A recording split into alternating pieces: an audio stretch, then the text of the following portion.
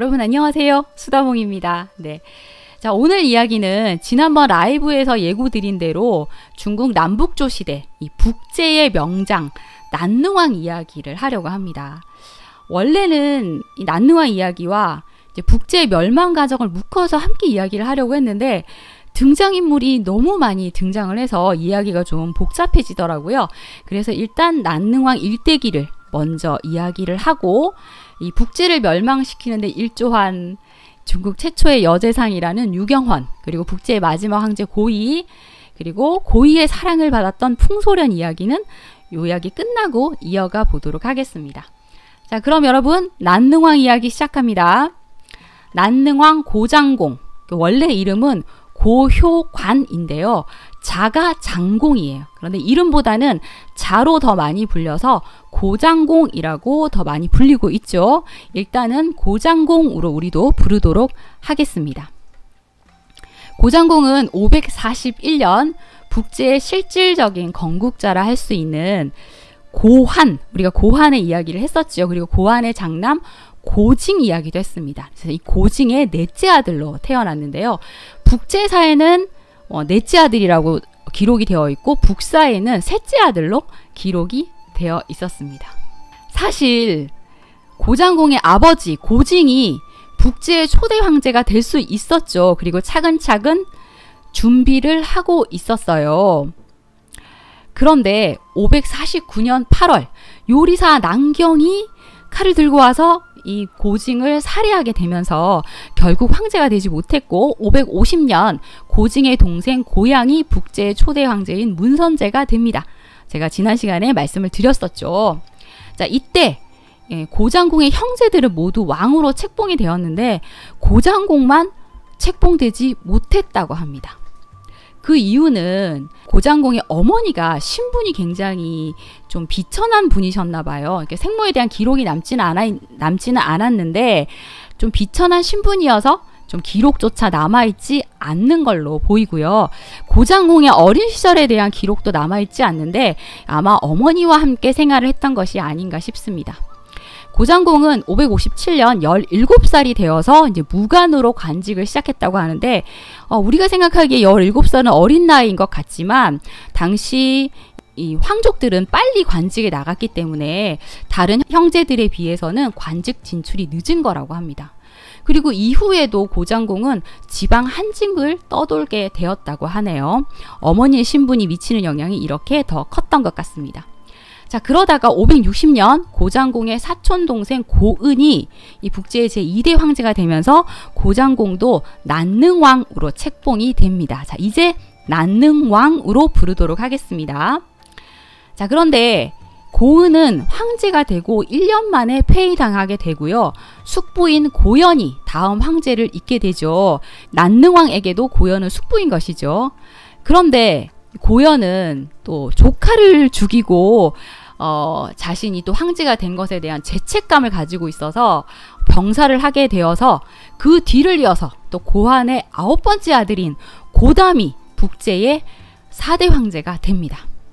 이때부터 난능왕은 이 고담에게 중용이 되어서 이 북제를 지키는 이런 여러 가지 전투에 나서게 됩니다. 북제의 건국사를 말씀드릴 때 북제와 북주가 들어서게 된 이야기를 저희가 했었습니다. 그러니까 북제와 북주가 국경선을 맞대고 있으니까 당연히 서로 대립을 했겠죠. 자, 그런데 563년 북주의 군대 1만이 저 북쪽에 있는 돌걸군 1만과 연합을 해서 북제의 망산, 그러니까 이 낙양 부근에 있는 망산을 공격해 오게 되는데요.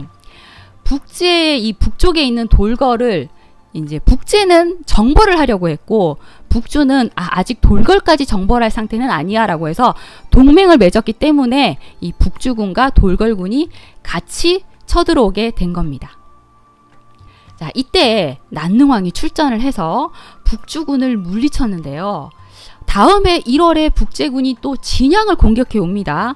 근데 이때도 난능왕이 출전을 해서 북주군을 물리쳤고 많은 전투에서 전공을 세우게 되죠. 그런데 난능왕은 전투에 나갈 때마다, 자, 이 가면 보이시나요? 네, 이렇게 생긴 무서운 가면을 쓰고 전투에 임했다고 합니다. 왜 그랬을까요? 그 이유는 그의 얼굴이 워낙에 여인처럼 아름다운 얼굴이어서 가면을 썼다고 하는데요. 중국에 4대 미녀, 4대 미남 뭐 이렇게 순위를 매기는 것들이 많이 있잖아요. 역사 속 4대 미녀 하면 보통 뭐 왕소군, 양귀비, 초선, 서씨 뭐 이렇게 꼽고 있고요. 그리고 역사 속 4대 미남 하면 춘추 전국시대의 송옥, 그리고 서진의 위계, 그리고 남북조 시대의 난능왕, 서진의 문학자 반한을 꼽고 있습니다. 근데 이 4대 미남 중에 한 명이 난능왕이에요. 그러니까 그 중국 역사를 통틀어 4대 미남에 뽑힌 거니까 그 외모가 정말 뛰어났다는 것이죠. 그래서 그 아름다운 얼굴을 내보이면 같이 전투를 하는 아군도 넋을 잃을 정도였다고 해요. 그러니까 이 너무 치열한 전투를 해야 되는데 난능왕만 보면 와 잘생겼어, 얼굴이 너무 예뻐 이렇게 되니까 그 아름다운 얼굴이 약점이 되어서 결국은 가면을 써야만 했다고 합니다. 564년 12월 또 북주군이 대군을 이끌고 북제를 침공해서 낙양성을 포위하게 됩니다. 북주군 장군은 울지형이라는 사람이었는데 야, 땅굴 파서 우리 낙양으로 들어가자 하고 뭐 땅굴까지 파려고 하고 여러 가지 시도를 했는데 낙양도 만만치 않게 잘 버티고 있었고요. 구원군이 올 때까지 버텨보자 하고 있는 상황이었어요. 자, 그러자 이 낙양성을 지키기 위해 당시 북제 최고의 명장 공률관과 병주자사 단소, 그리고 이 난능왕이 이제 구원군으로 출전을 하게 됩니다. 일단 가까이 있었던 단소가 먼저 이 진양까지 남하해왔던 돌걸군을 격파시키고 북제군과 합류하는 것을 막아내요. 그 다음에 300명의 기병을 이끌고 낙양 부근에 있는 망산에 올라가서 북주군의 형세를 살피면서 이제 어떻게 저 북주군을 몰아낼까라고 고민을 하고 있었어요. 자, 그러는 사이 황제 고담이 난능왕 공률광을 거느리고 이 단소에게 합류를 합니다. 그런데 이 북주군의 병사 수가 너무 많은 거예요. 그래서 포위망을 뚫고 이 성 안으로 들어가기가 너무 어렵겠다라고 생각해서 고심을 하고 있었는데 단소가 한꺼번에 들어가지 말고 세 갈래로 나누어서 우리 이제 압박을 해 나가자라고 제안을 했고, 난능왕이 500명의 기병을 이끌고 적의 포위망을 순식간에 돌파를 해서 낙양 서북 쪽에 있는 금용성 아래까지 치고 들어갑니다.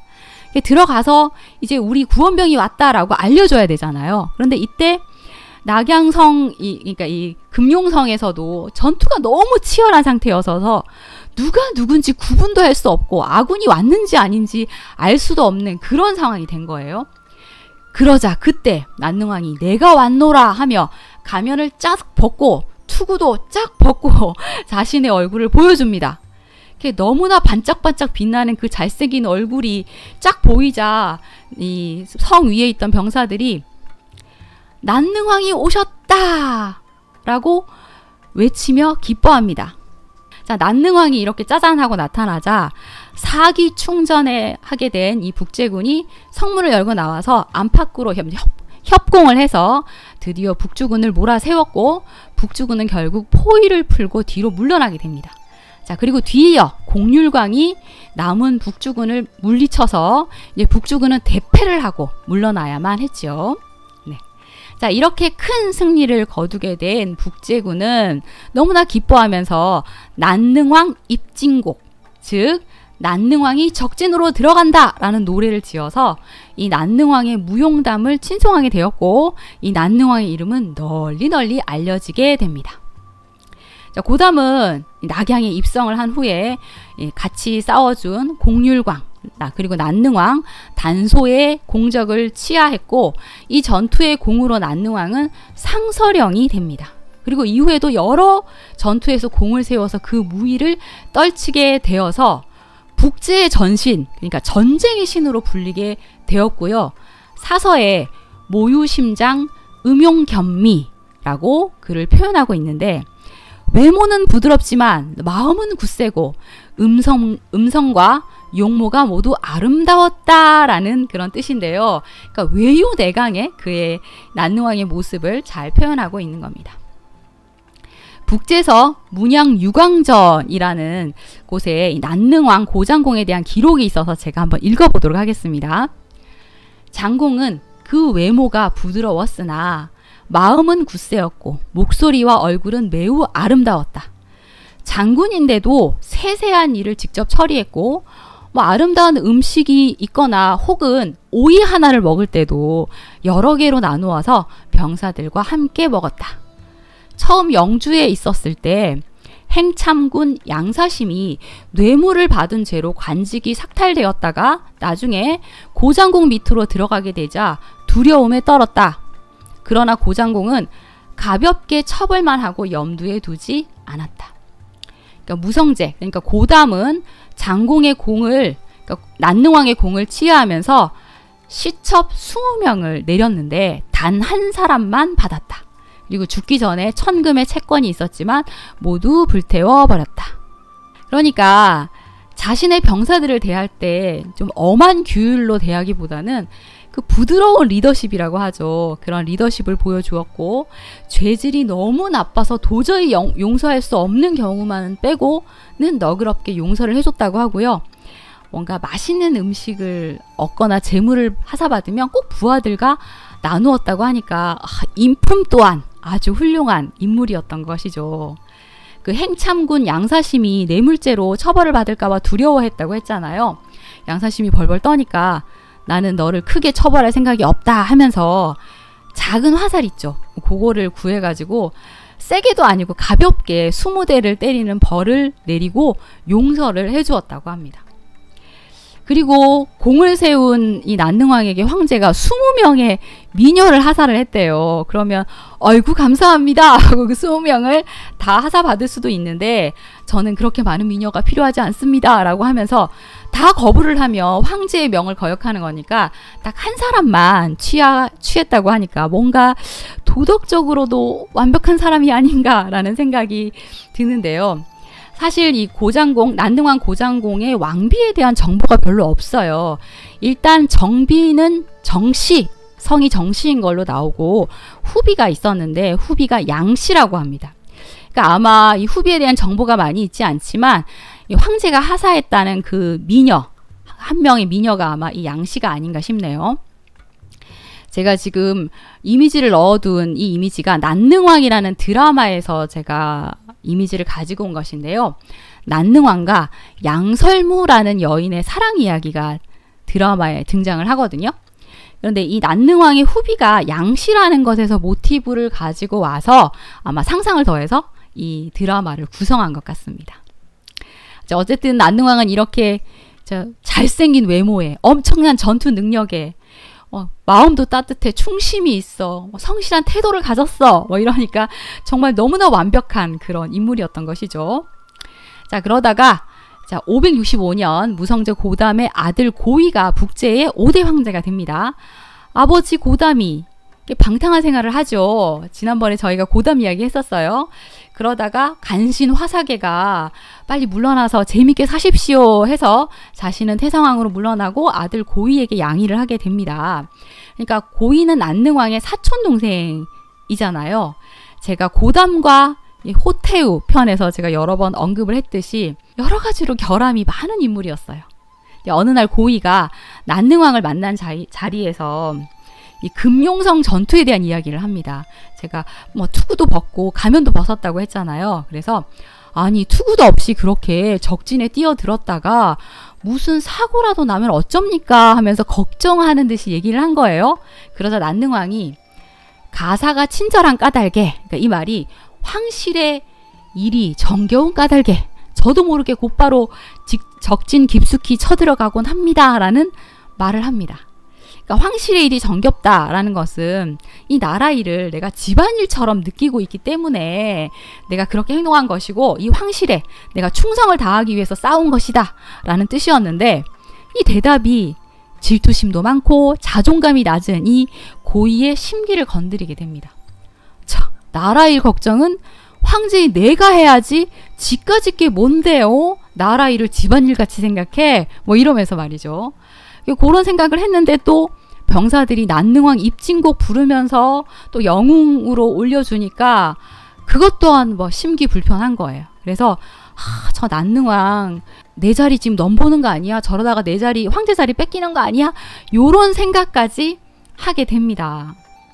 사실 고인은 9살 나이에 황제가 되었거든요. 그러니까 좀 어린 나이에 사리품별을 할 수 없는 나이에 황제가 되었고, 그런데도 이 황제의 역할을 알려줄 황실 어른이 있었으면 참 좋았겠지만 그런 어른도 없고 그 가까이에는 간신들이 가득해서 고위의 눈과 귀를 가리고 있었습니다. 자, 그러다 보니 제대로 된 황제가 될 수 없었고 결국 이름난 혼군이 되고 말죠. 고위는 정사를 내팽겨치고 일찍이 먹고 마시고 노는데 눈을 뜨고 방탕한 생활에 빠지게 됩니다. 나중에 또 북제 멸망사에서 더 또 얘기를 하게 될 거죠. 그리고 이 고위가 비파를 연주하고 노래하는 걸 굉장히 좋아해서 수천 명의 태감과 노비들과 함께 다 모아놓고 우리 합창 한번 하자 그러고 노래를 불렀다고 하고요. 궁녀들과 함께 음주가무를 즐겼다고 합니다. 제가 호태우 편에서 잠깐 언급을 했던 것 같은데 무수라는 곡을 작사 작곡을 했어요. 그러니까 노래를 작사 작곡을 할 정도면 예술적 소양이 굉장히 뛰어난 인물이라는 거잖아요. 그런데 예술적 소양만 뛰어난 사람이 황제가 되었으니까 나라는 엉망진창, 이제 백성들은 이제 도탄에 빠지게 되는 거죠. 고위가 이렇게 정무를 다 내팽겨치고 놀자 하니까 제발 조회에 참석해서 정무를 돌보아 주십시오 라고 간언하는 충신이 간혹 있었는데 이런 충신들은 다 관직이 박탈되었고요. 때로는 죽임을 당하기도 했으니 충신은 하나 둘 자연스럽게 사라져 버리게 됩니다. 간신들은 계속해서 아름다운 여인들을 고위에게 바쳤고 고위는 그 여인들과 즐거운 놀이에 빠지게 되죠. 자, 이런 후주 고위가 향락을 위해서 정말 별 이상한 짓을 다 했다고 하는데요. 업성 화림원에 비나촌이라는 걸 만들어, 그러니까 거지촌을 만든 거죠. 그리고 자신이 직접 거지가 돼서 이제 돈을 구걸하러 다녀요. 한 푼 줍쇼 하면서 거지놀이를 하는 겁니다. 되게 재밌어 했던 거죠. 그리고 또는 나 오늘은 상인이 되어볼래 이러면서 또 상점 열어서 또 상점 놀이를 하기도 하고요. 또 오늘은 전쟁 놀이다 이러면서 위병들에게 이제 강족들이 자주 쳐들어왔었거든요. 그러니까 강족 병사들의 검은 옷을 입게 해놓고는 자신과 환관이 한 편을 먹는 거예요. 그래서 막 활 쏘고 이러면서 전쟁 놀이를 했는데 가짜로 활을 쏘는 게 아니라 진짜 활을 쏴서 이 위병들을 전쟁 놀이를 하면서 죽이기도 했다고 합니다. 자, 북지의 간신들은 당연히 충심을 가진 이 충신들을 껄끄러워했겠죠. 그러니 난능왕도 그들에게는 껄끄러운 대상이었습니다. 그래서 고위에게 난능왕에 대한 안 좋은 말을 계속 전하게 돼요. 고위는 전투에 나가서 계속 승전을 하고 군사들과 백성들에게 존경을 받는 이 난능왕에 대한 질투심에 부글부글 불탔고, 자, 이걸 알게 된 난능왕이 571년 정말 안타깝게도 또 북제의 명장이었던 단소가 병사를 했거든요. 그래서 단소가 죽고 난 다음에 그 병력을 이어받아서 자신이 지휘를 했는데 북주군과 싸우면서 이전에 하지 않은 이상한 행동을 하는 거예요. 전리품 챙기고 이런 거에 별로 관심이 없었는데 갑자기 전리품을 막 챙기면서 하지 않는 그런 행동을 막 하는 겁니다. 그러니까 어떻게 판단을 했냐면 내가 너무 맑게 이렇게 나 혼자 청렴결백하게 있으니까 이 간신들이 나를 공격하는구나 라고 생각을 해서 자신을 일부러 탐욕스러운 그 간신들과 비슷한 존재로 만들려고 했던 거예요. 그래서 일부러 전리품을 탐내기도 하고 또 어떨 때는 전공을 세우는 것을 뭐 피하고 뭐 이러면서 자신의 평판을 나쁘게 떨어뜨리려는 그런 일들을 합니다. 자, 그러자 난능왕 휘하에 있던 중군 위상원이 장군께서 지금 일부러 명성을 떨어뜨리려고 하시는데 사실 이런 것도 조정에서 이 간사한 자들이 알게 되면 다 일러 바쳐서 또 해가 될 겁니다 라는 말을 하는 거예요. 난능왕이 또 걱정을 하면서 그러면 어찌하면 좋겠소 라고 물었는데 공고진주, 그러니까 부하의 공이 주인을 떨게 할 정도로 크면은 화를 당하기 십상이니까 조용히 물러나는 것이 좋겠습니다 라는 말을 합니다. 그래, 내가 괜히 나서서 내 명을 앞당기느니 그래, 나 조용히 은퇴하겠어 라고 생각한 난능왕이 나 몸이 좀 아픈 것 같아. 종기가 났어. 이러면서 병에 걸려도 치료도 하지 않고 그 병을 핑계로 칩거를 하게 됩니다. 그리고 이렇게 있다가 내가 좀 있다가 나 너무 아파서 이제 전쟁에 나갈 수 없을 것 같습니다 하고 은퇴를 할 계획을 세우고 있었어요. 자, 그런데 제가 그 고단편에서 말씀을 드렸던 것처럼 572년 8월 북제의 명장 공률광이 모함을 받아서 살해를 당하는 일이 생깁니다. 제가 고담과 호태우편에서 얘기를 했었죠. 이 공률광을 모함한 간신 조정은 조금 있다가 제가 말씀드릴 고위의 유모 유경원과 손을 잡고 있었고, 이 공률광을 제거해야 자신의 권력을 더 강화할 수 있다라는 생각을 해서 노래를 퍼뜨려서 공률광이 모반을 꾀하고 있다라는 소문을 만들어서 결국 공률광을 살해하고 그 일가들을 모두 제거하게 되죠. 그러니까 북제를 지키던 든든한 버팀목이었던 공률광이 이렇게 사망을 하게 되니까 북제는 이 간신 조정, 그리고 유경원의 아들 목제파, 그리고 뭐 한장난 이런 애들이 국정을 다 장악해버리게 됩니다. 자치통감에 부르기를, 그러니까 이들을 삼귀라고 했으니 나라를 좀먹고 백성들에게 해를 끼치는 게 날이 갈수록 더 심해졌다라는 기록이 있습니다. 정말 슬픈 일이죠. 난능왕은 이 공률광의 죽음이 너무나 슬펐어요. 그렇죠. 함께 전쟁을 했던 그런 장군이니까 너무나 가슴이 아팠겠죠. 그래서 나 마음이 아파서 더 큰 병에 든 것 같아 라고 집에서 머물고 있었는데 난능왕에게 대사마의 직책이 내려옵니다. 그러니까 군사 관련 업무를 총괄하는 그런 직책이 떨어진 거예요. 그러니까 정말 은퇴해야지 하고 있었는데 공률광도 죽고 없는 와중에 자신까지 은퇴를 하면 이 북제가 어떻게 되겠습니까? 그러니까 결국은 다시 직책을 맡아야만 했겠죠. 그리고 573년에 태보의 직위까지 이제 오르게 돼요. 그런데 그해 5월에 남쪽 진나라와 전쟁을 하게 되는데 이때 전투에 패하게 됩니다. 그러자 바로 고이가 전쟁에 패한 죄를 지었다 하며 독주를 내리게 됩니다. 전쟁에 패해서 내린 것이 아니겠지요. 그 핑계로 내린 것이겠죠. 난능왕 고장공이 독주를 딱 앞에 놓고 크게 탄식하면서 왕비 정씨에게 나는 충심을 다해 우리 황제를 모셨소. 내가 왜 독사를 당해야만 하는 것이요 하며 억울함을 토로했다고 합니다. 그러자 왕비 정씨가 이제 지아비가 남편이 이제 죽게 생겼으니까 막 통곡을 하면서 이 독주를 마시면 안 됩니다. 황제에게 가서 죄가 없다고 탄원을 하십시오 라고 재촉을 했는데요. 난능왕이 네, 무슨 이유로 그 황제 용안을 볼 수 있겠소. 그러니까 가봤자 만나주지도 않을 뿐더러 이미 배는 기울었다라는 생각을 해서 그대로 독주를 들이키게 됩니다. 자, 이 난능왕은 사망하기 전에 부하들에게 자신의 재산을 골고루 다 나누어 주었다고 하네요. 자, 간신들 때문에 이렇게 공률광이 또 살해되고 단소는 병사를 하고 난능왕이 또 목숨을 잃게 되면서 북제는 급속히 몰락하게 됩니다. 난능왕의 묘는 지금의 하북성 한단시 자연의 북조 묘군에 모셔져 있다고 하는데요. 1920년 도로공사를 하다가 발견이 되었다고 합니다. 난능왕 고숙비, 그 비문이 이제 딱 확인이 되었던 것이죠. 그래서 그 비문에는 난능왕의 생애 그리고 이 비석을 세운 이유 등이 기록되어 있었다고 합니다.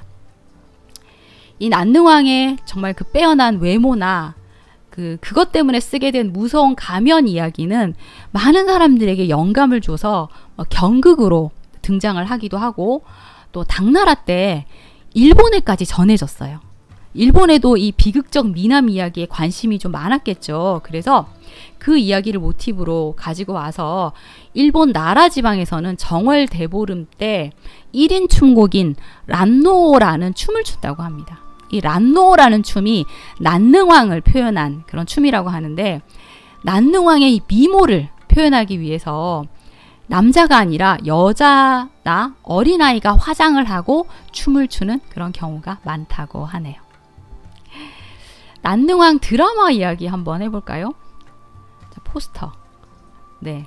포스터에 지금 등장을 하고 있는 이 두 분이, 한 분은 난능왕이시고 드라마 상에서 사랑을 나누는 양설무라는 인물이지요. 네. 여자로 착각될 만큼 아름다운 외모를 가진 난능왕이 거기다가 애민정신 투철하고 불패의 전신이고, 그리고 오로지 지금 양설모에게 일편단심인 것으로 나오고 있습니다. 이 드라마에서는 스포인가?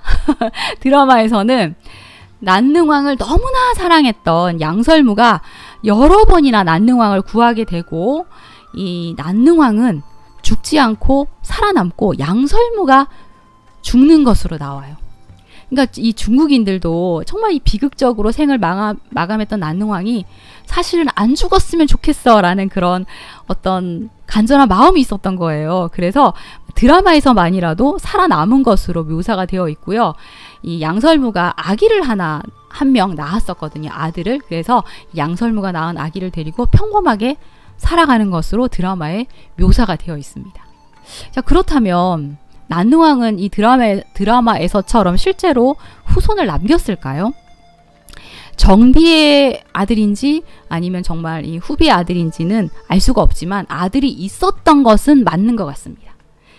1999년 용문석굴의 조상제기에 당영룡 2년 난능왕의 손자 고원간이 어머니 조경을 위해 지장보살과 관음보살을 만들었다라는 기록이 있어요. 그러니까 난능왕의 손자 고원간에 대한 기록인 거잖아요. 그러니까 손자가 있었다는 것은 당연히 난능왕에게 아들이 있었다라는 것이죠. 자, 이렇게 젊은 나이에 세상을 떠나야 했던 비운의 명장 난능왕 고장공 이야기 해보았고요. 자, 이제 이어서 북제의 멸망사 이야기 해보도록 하겠습니다.